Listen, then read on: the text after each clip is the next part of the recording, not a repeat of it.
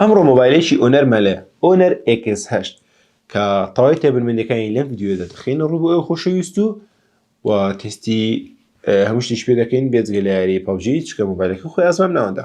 لەگەڵمان بن تاوە کۆتای ڤیدیۆیەکە لەگەڵمان بن و شەریکەم بۆ هاوڕێکان و لایک و سەبسکرایبتان لەبیر نەچێت و زەنگۆڵەکەش داگرن بۆ ئەوەی هەر کاتێک کە ڤیدیۆشی نوێماندانە ئەوەی خۆشەویست ئاگادار بنەوە لە بابەتەکانمان و سەرتاش لە ئەنبۆکسینی مۆبایلەکە دەست پێ دەکەین.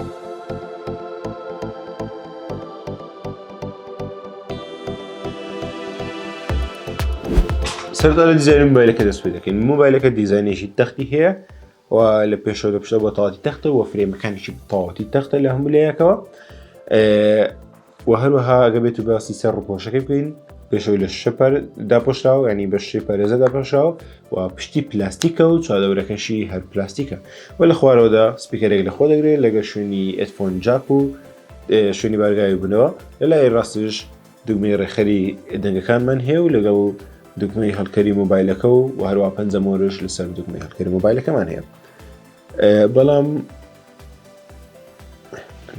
بەڵام ڕۆژەکەنەوە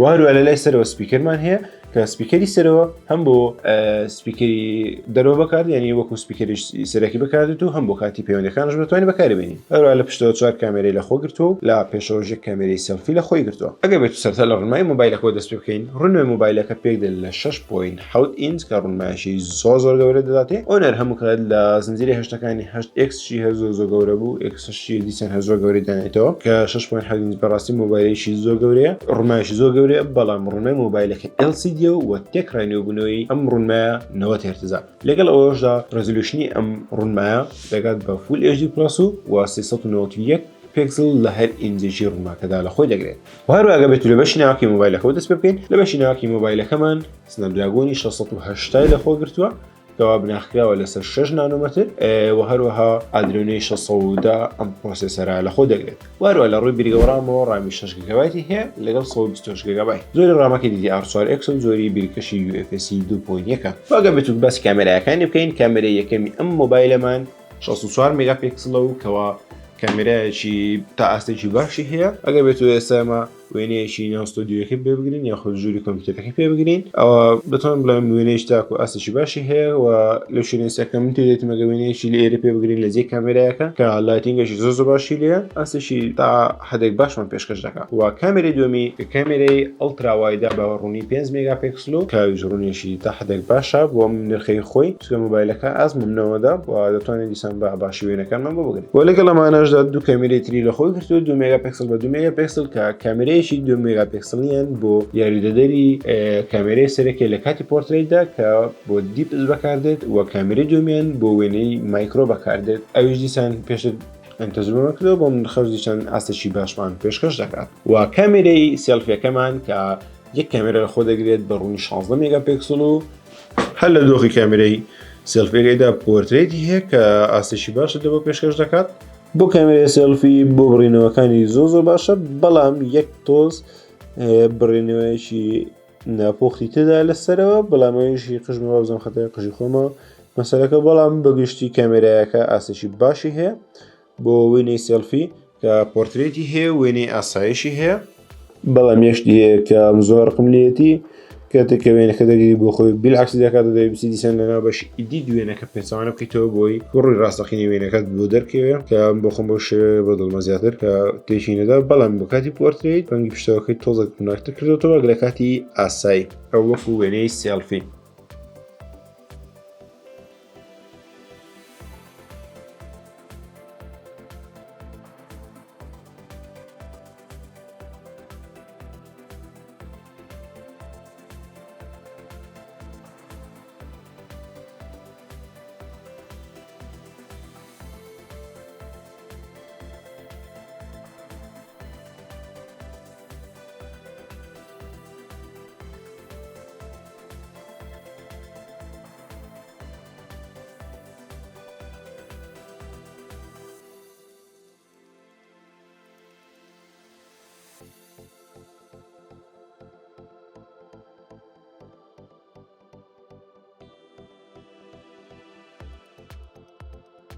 ئەگە بێت بینە سەر باسی باتری مۆبایلەکەمان باتریەکی 4000 ملئەمپێری لە خۆ دەگرێت کەوا بەتری 4000 ملئەمپێرەکەمان بە خێرایی 22 واتونی و بارگاوی دەبێتەوە و هەروەها 22 واتونیەکە لە ناو کارتۆنەکەی بەردەسە.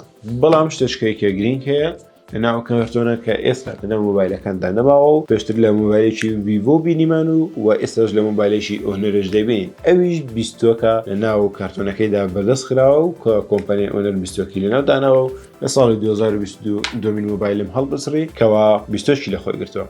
وهروها لە بیرتان نەچێت بریکاری سەرەکی مۆبایلەکانی ئۆنەر لە هەرێمی کوردستان لە کۆمپانیای جیبالە و هەروها ئێستا لە کۆمپانیای جیبال بتوانێت ئەم مۆبایلە بە بیرگەی 128 گیگابایت بۆ ڕامی 6 گیگابایت بەردەست خەن تەنیا بە نرخی $199 و هاتینە کۆتایی ڤیدیۆکەمان و هیوادارم ڤیدیۆکەتان بەدڵ ببێ و لایک و سەبسکرایبتان لەبیر نەچێت و هەروها بینێرم بۆ ئازان و خۆشەویستان و زەنگۆڵەکەش داگرێن بۆ ئەوەی لە هەر بڵاوکردنەوەی هەر ڤیدیۆکمان ئاگاداریتان پێ بگات و پشگیری ئێوە کەروبرم مای سەبوری وێ.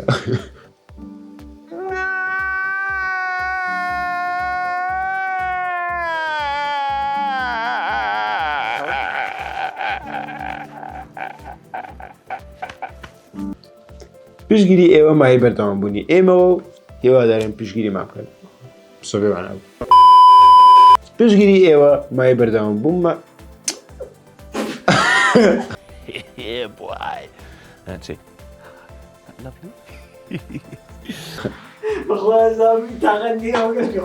بۆ قۆران تااقەت نیە. پشگیری ئێوە مای بەردەوام بوونی ئێمێ و هاتینە کۆتایی ڤیدیۆکە و تاوەکو ڤیدیۆیەکی داواتر خواتان لەگەڵ.